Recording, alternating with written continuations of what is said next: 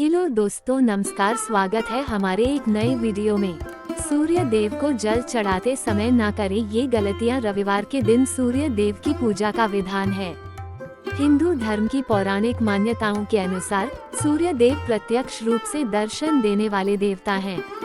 पौराणिक वेदों में सूर्य का उल्लेख विश्व की आत्मा और ईश्वर के नेत्र के तौर पर किया गया है। सूर्य की पूजा से जीवन शक्ति, मानसिक शांति, ऊर्जा और जीवन में सफलता की प्राप्ति होती है। यही वजह है कि लोग उगते हुए सूर्य को देखना शुभ मानते हैं और सूर्य को अर्घ्य देना शुभ मानते हैं।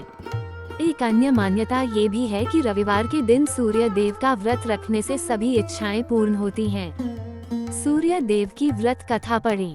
पूजा घर में कितनी संख्या में होना चाहिए? बाल गोपाल, क्यों है संख्या का महत्व? हरतालिका तीज क्यों मनाई जाती है? क्या है महत्व? जाने पूजा में क्या होगा शामिल।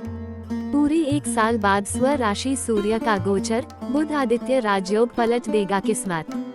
बार बार हो रहे 5 काम तो समझ ले घर में लगा है पितृदोष। सूर्य देव व्रत की पौराणिक कथा प्राचीन काल की बात है। एक बुढ़िया थी जो नियमित तौर पर रविवार के दिन सूर्योदय से पूर्व उठकर नित्य कर्मों से निवृत्त होकर अपने आंगन को गोबर से लिपती थी, जिससे वो स्वच्छ हो सके। इसके बाद वो सूर्य देव की पूजा अर्चना करती थी, साथ ही रविवार की व्रत कथा भी सुनती थी। इस दिन वो एक समय भोजन करती थी और उससे पहले सूर्य देव को भोग भी लगाती थी। सूर्य देव उस बुढ़िया से बेहद प्रसन्न थे। यही कारण था कि उसे किसी भी तरह का कष्ट नहीं था और वो धन धान्य से परिपूर्ण थी। जब उसकी पड़ोसन ने देखा कि वो बहुत सुखी है तो वो उससे जलने लगी। बुढ़िया के घर में गाय नहीं थी, इसलिए वो अपनी पड़ोसन के आंगन गोबर लाती थी, क्योंकि उसके यहाँ गाय बंधी रहती थी। पड़ोसन ने बुढ़िया को परेशान करने के लिए कुछ सोचकर गाय को घर के अंदर बांध दिया। अगले रविवार बुढ़िया को आंगन लीपने के लिए बुढ़िया को गोबर नहीं मिला। इसी के चलते उसने सूर्य देवता को भोग भी नहीं लगाया, साथ ही खुद भी भोजन नहीं किया और पूरे दिन भूखी प्यासी रही और फिर सो गई। अगले दिन जब वो सोकर उठी को उसने देखा कि उसके आंगन में एक सुंदर गाय और एक बछड़ा बंधा था। बुढ़िया गाय को देखकर हैरान रह गई। उसने गाय को चारा खिलाया।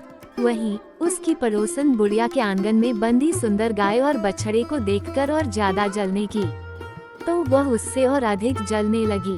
पड़ोसन ने उसकी गाय के पास सोने का गोबर पड़ा देखा तो उसने गोबर को वहां से उठाकर अपनी गाय के गोबर के पास रख दिया। सोने के गोबर से पड़ोसन कुछ ही दिन में धनवान हो गई। ये कई दिन तक चलता रहा। कई दिनों तक बुढ़िया को सोने के गोबर के बारे में कुछ पता नहीं था। ऐसे में बुढ़िया पहले की ही तरह सूर्यदेव का व्रत करती रही, साथ ही कथा भी सुनती रही। इसके बाद जिस दिन सूर्यदेव को पड़ोसन की चालाकी का पता चला, तब उन्होंने तेज आंधी चला दी।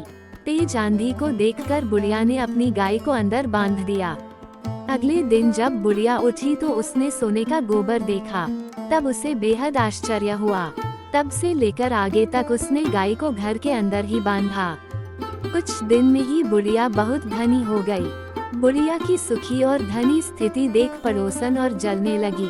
पड़ोस ने उसने अपने पति को समझा बुझाकर उसे नगर के राजा के पास भेजा।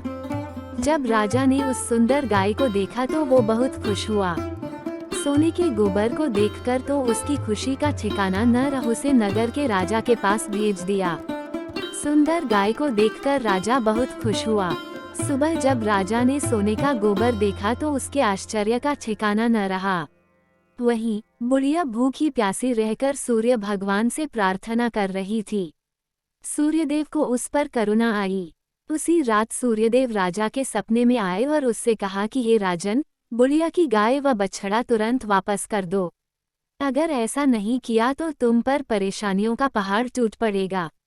सूर्यदेव के सपने ने राजा को बुरी तरह डरा दिया। इसके बाद राजा ने बुढ़िया को गाय और बछड़ा लौटा दिया। राजा ने बुढ़िया को ढेर सारा धन दिया और क्षमा मांगी। वहीं राजा ने पड़ोसन और उसके पति को सजा भी दी। इसके बाद राजा ने पूरे राज्य में घोषणा कराई कि रविवार को हर कोई व्रत किया करे।